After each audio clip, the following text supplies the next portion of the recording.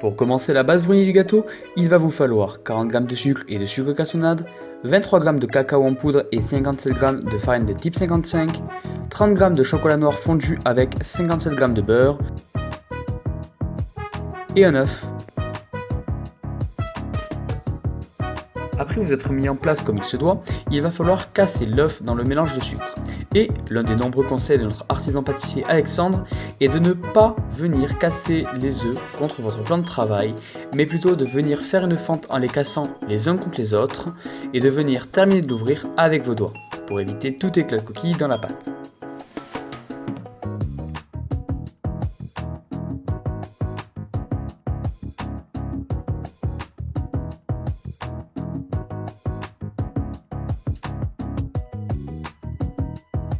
Une fois l'œuf ajouté dans la préparation, vous allez pouvoir remuer fort, très fort.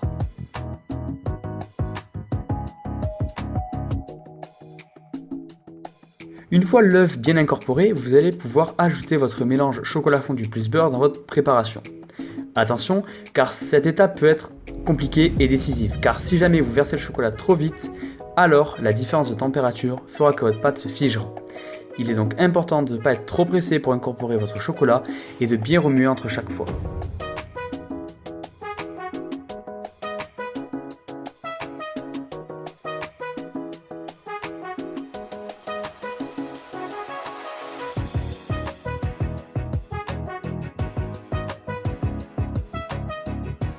Une fois votre chocolat bien lié avec le sucre, vous allez pouvoir venir rajouter la farine et le cacao en poudre dans votre préparation.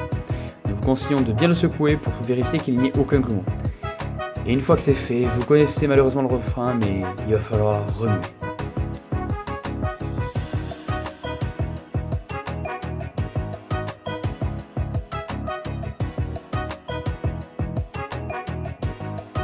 Une fois terminé, vous pourrez rajouter les fruits secs dans votre préparation. Ces derniers sont optionnels, mais vivement recommandés. Dans notre cas, nous avons choisi des noix pour ajouter un peu de croquant. Si jamais vous avez décidé d'ajouter des fruits secs dans votre mélange, alors vous devrez bien les mélanger et bien les incorporer à votre pâte. Dès que les fruits secs ont bien été ajoutés à votre pâte, ou pas si vous avez décidé de ne pas en mettre, alors vous allez devoir mettre la pâte dans un moule. Nous vous conseillons de remplir le moule à 2 tiers de sa capacité car le brownie va gonfler une fois au four.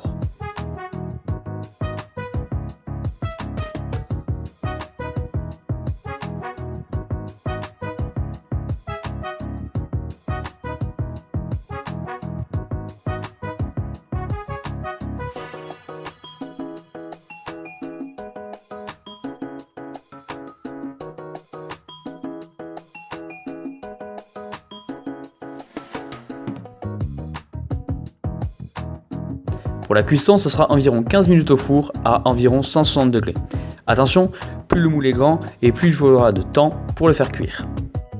Pour la crème anglaise, il va falloir porter à ébullition 250 ml de lait avec une quantité suffisante de vanille.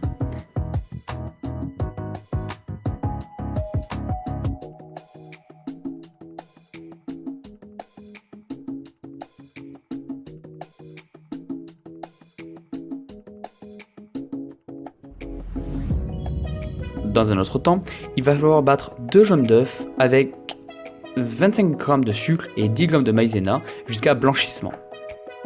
Pour des raisons d'hygiène, sachez qu'en pâtisserie, nous sommes obligés d'utiliser des jaunes d'œufs pasteurisés. Rien d'inquiétant, ne vous inquiétez pas.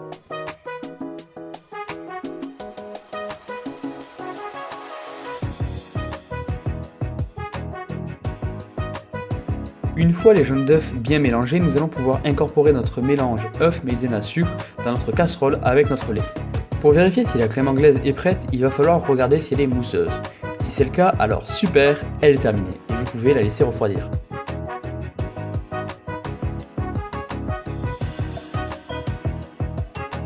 Si elle est encore trop liquide, il va falloir continuer de la laisser chauffer. Attention, si jamais vous ne la surveillez pas assez, alors c'est très facile de rater, et comme nos jeunes chefs en herbe. Pour revenir à notre brownie, après sa cuisson, nous avons essayé de les démouler. Mais étant donné que l'étape se montrait trop dure pour nos apprentis chefs du conseil municipal des jeunes, et pour éviter surtout la catastrophe, Alexandre, notre cher pâtissier, nous a conseillé de les laisser refroidir pour mieux les démouler plus tard.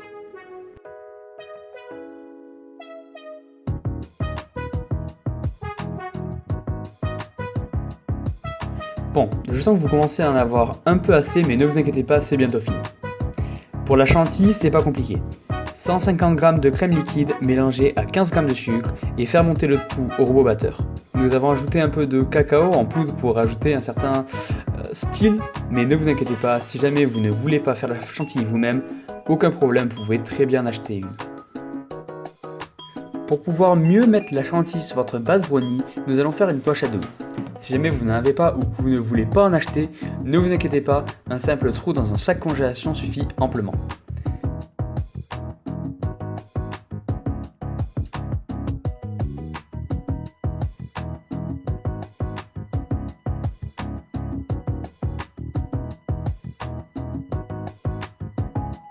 Une fois la poche à douille pleine et prête, il va falloir venir progressivement faire un pied de chantilly, puis tout doucement monter pour faire cette jolie spirale.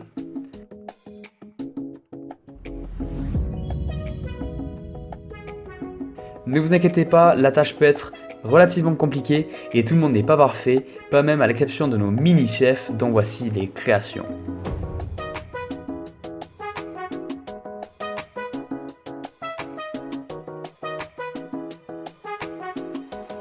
Et voilà à quoi la pâtisserie finie devrait ressembler. J'espère que vous êtes prêts, à vos fouets, prêts, mangez!